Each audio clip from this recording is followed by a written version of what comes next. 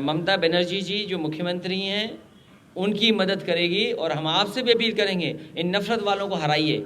इन्होंने नफरत फैला करके उत्तर प्रदेश का चुनाव जीता है। हर बात भारतीय जनता पार्टी झूठ बोलती है। नोटबंदी पे झूठ बोला इन्होंने, लेबर पे झूठ बोला, जो हमारे मजदूर लोग आए कहाँ कहाँ से चल करके आए।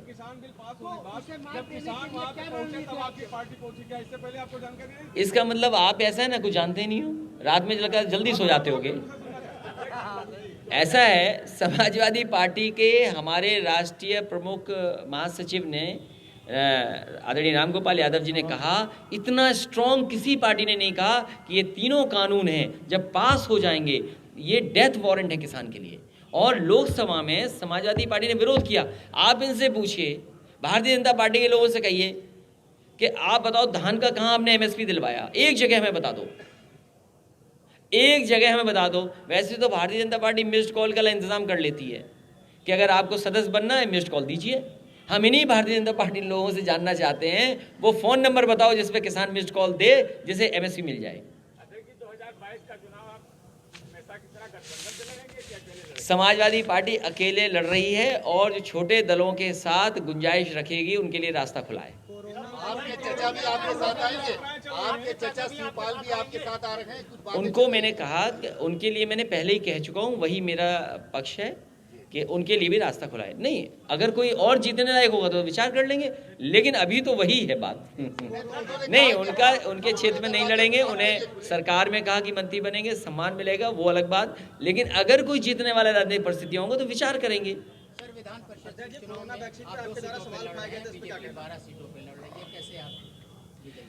बीजेपी 12 नॉमिनेशन कर दिए उन्होंने, 2 और बढ़ा कर दिए। 10 पे लड़ रही। अच्छा 10 पे 2, तो अभी हाँ 13 नॉमिनेशन हो गए, तो अच्छा है, वो तो चुनाव अच्छा है। अब कल जो विधायक आपसे मिले थे उनके साथ 6 विधायक और हैं, यानी 7 लोग हैं जो बाकी। तो अभी क्योंकि मैं शिविर में था कि किसने और नॉमिनेशन किया मेरी जानकारी नहीं है। अगर चुनाव होगा तो भारतीय जनता पार्टी को अपने विधायकों का सम्मान करना पड़ेगा। ऐतिहासिक सीटें जीतेगी। समाजवादी पार्टी का मानना है, हम जितने भी हिंदू लोग हैं हम दक्षिणा देते हैं।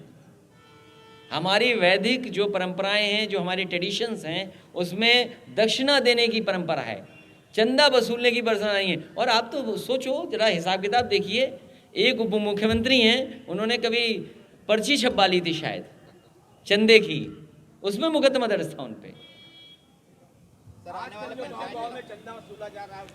देखिए, हमारे धर्म में दक्षिणा देने की परंपरा है और हर धर्म में इस तरह की परंपराएं हैं कि अगर आप किसी स्थान पे जाते हो तो जो आपकी इच्छा होती है वो आप चढ़ाते हैं।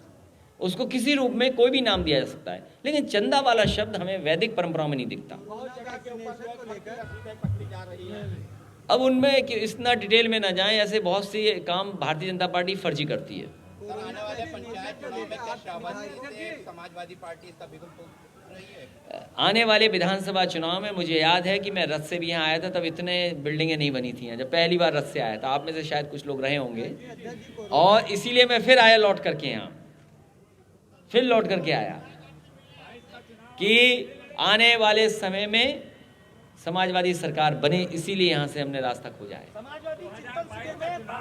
समाजवादी पार्टी ने बसपा के एक बागी सांसद को से मिलकर के एक संदेश दे दिया। नहीं, बागी न कहिए उन्हें, ये कहिए कि उन्होंने निर्णय अच्छा लिया। कल उन्होंने अपने इंटरव्यू में ये कहा है कि बसपा ने मुझे बागी करार दिया है। कल उन्होंने क्योंकि उनके अपना सिद्धांत है, तो इसलिए उन्होंने इस बात का फैसला लिया। अच्छी बात है, फैसला अच्छा लिया। ये अभी हम नहीं कह सकते हैं, लेकिन हमने जोड़ने की कोशिश की है और लगातार हम लोग जोड़ रहे हैं। आप देख रहे हो लखनऊ में कि समाजवादी पार्टी में जोड़ने का काम चल रहा है।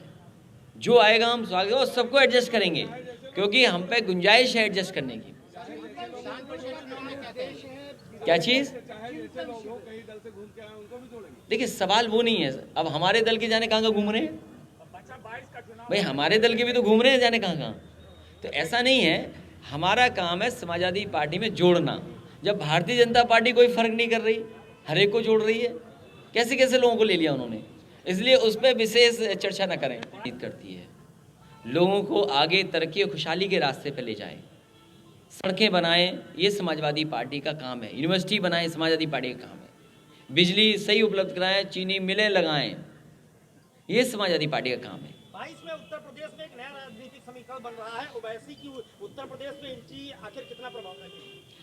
समाजवादी लोगों ने बहुत लड़ाइयाँ लड़ी हैं और 2017 का रिजल्ट हमने पलट करके देख लिया है। और क्योंकि आप बहराइच, श्रावस्ती, सिद्धार्थनगर, बलरामपुर, गोंडा की राजनीति को अच्छी तरह समझते होंगे, मैंने बूथ बूथ उठा करके देख लिया, पन्ने पलट करके देख लिया। हमें केवल समझाना है और पूरा ये जिले आसपास के समाजवादी पार्टी जीतेगी। वैक्सीन को लेकर के हमने साफ कहा कि हमें एक्सपर्ट डॉक्टर्स, उन पर कोई शिकायत नहीं है, और जो वॉलंटियर जो अपने आप आ रहे हैं और ट्रायल्स में जो सहयोग देने में कोई शिकायत नहीं है। शिकायत केवल इस बात की है कि भारतीय जनता पार्टी की सरकार है वो बताए कि कब गरीबों को मुफ्त में फ्री वैक्सीन लग जाएगी और पूरे के पूरे प्रदेश के लोगों को किस तारीख तक वैक्सीन लग जाएगी। मान लीजिए अमेरिका है, सबसे ज़्यादा लोगों की जान गई है, वहाँ के राष्ट्रपति कह रहे हैं कि 100 दिन में हम 100 मिलियन वैक्सीन लगाएंगे। आप सोचिए बलरामपुर, श्रावस्ती, बहराइच और गोंडा कितने लगाएंगे वैक्सीन, ये बताइए। कितने दिन में लगा देंगे 100% हमारे गरीबों को, और क्या फ्री लगाएंगे कि नहीं लगाएंगे?